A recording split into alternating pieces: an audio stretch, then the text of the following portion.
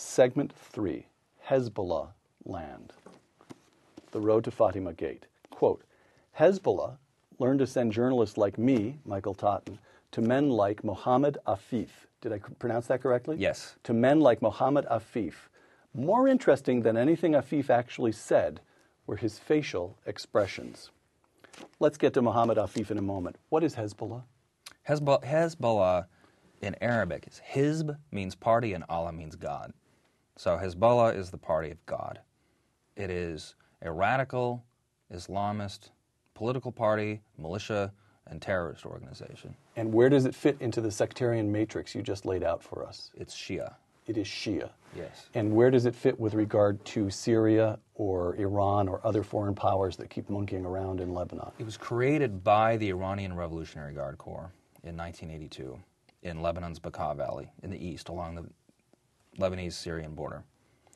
And Syria also supports Hezbollah for practical reasons because it's useful, but Iran sponsors Hezbollah for ideological reasons.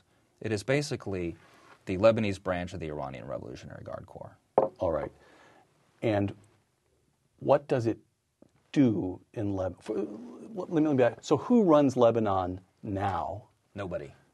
Okay. And what then is the importance of Hezbollah? How big are they? What territory do they hold? What do they do in Lebanon? So they hold territory along the Israeli border region, and they rule it like an Iranian satellite state inside Lebanon. And they answer to Iran. And they also have the suburbs south of Beirut, near the international airport. And they rule that the same way, like an Iranian satellite state. All right, now bring us to Mohammed Afif. Tell us about your encounter with him. Okay, Mohammed Afif was the one interview that the Hezbollah press relations office would give me. They didn't tell me it was going to be my only interview, but it was my only interview. And this guy was very well practiced in the art of saying nothing remotely controversial. Nothing. Nothing even of interest, actually. He was so boring. So, Michael, you turn up and say, you know this is a terrorist organization, you know they report to Iran, and you treat them as if they're the Red Cross or the League of Women's Voters just to see what would happen. You knock, knock, knock, may I have an interview? And they give you Mohammed Afif. That's right. All right. So he gives you a series of bland interview, or it gives you a very bland interview, and then something happens, and I'm going to quote again, the road to Fatima Gate. Here you are quoting a phone call that you suddenly get from Mohammed Afif. You insulted Hezbollah, he said. Who do you think we are? And then he said something I won't ever forget. We know who you are. We read everything you write, and we know where you live. What did you do to arouse the displeasure of this otherwise bland press secretary? I cracked a joke on my blog. That's it. Let's hear the joke. And it wasn't even funny. It wasn't the farmer's daughter. What was the... No. Well, okay, so let me back up. So it wasn't even really very funny. It's not a joke per se, but I was kidding around. I had announced on my blog that I was going to go visit the Hezbollah press office.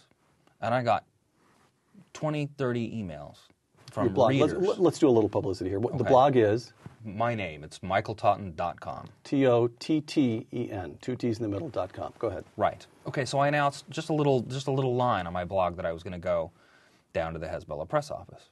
And I got 20, 30 emails from people who read my blog who didn't know me personally, and I never even heard of these people before, saying, don't do it, you're crazy, they're going to kill you. And I thought this was a bit silly. I mean, Hezbollah has a press office, and every journalist in the country has gone down to this press office. I mean, they weren't using the press office as bait. It's not kidnapping bait. They weren't waiting with a butcher knife to kill me when I showed up. So, and I said so in the comment section of my blog, and yet I still had a bunch of people telling me that I was an idiot and that I was going to be lucky to get out of there alive. So when I actually did go down to the press office, and I met the press secretary briefly and arranged the interview, and I came back to my apartment in West Beirut, and I just wanted people to know that I had been down to the press office and I was still alive. So what I wrote was that Hezbollah came and they picked me up, and they blindfolded me, and they stuck me in the back of the car, and they drove me around in circles before they let me out. And this is basically what Hezbollah did used to do to American journalists who had arranged an interview. Did you end it with one of those little smiley face emoticons? I didn't, but next sentence, the first sentence in the next paragraph, I said, actually, that's not what happened at all. I just took a taxi down to the press relations office. I mean, it wasn't, the initial experience wasn't really even very different than if you were going to meet like the press secretary for the Republican Party or the Democratic Party in the United States. And I said this very clearly. Okay, so you established beyond doubt that Hezbollah cannot take a joke. Yes. All right, once again, the road to Fatima Gate. I thought I had an idea what Lebanon would feel like if these guys, Mohammed Afif and his colleagues, ruled it. Lebanon in 2005 was a libertarian's paradise. Under Hezbollah, it would be a bigoted, authoritarian, gender-segregated, micromanaging bully state. Close quote. Explain that. So before I was threatened by Hezbollah's press office, I was invited to an iftar, which is it's the meal after sundown during the month of Ramadan when Muslims are supposed to fast when the sun is up. Right. So I was invited there with a photographer colleague of mine, and we went to this event, and it was gender segregated. Men had to sit on one side and women had to sit on the other side. And my colleague, well, let me back up for a second. We had to submit photocopies of our passports in order to get into this event. And to which you'd been invited. To which we'd been invited, but right. we nevertheless had to submit photocopies of our passports. Right. Just the front page with our name and, right. and our photographs.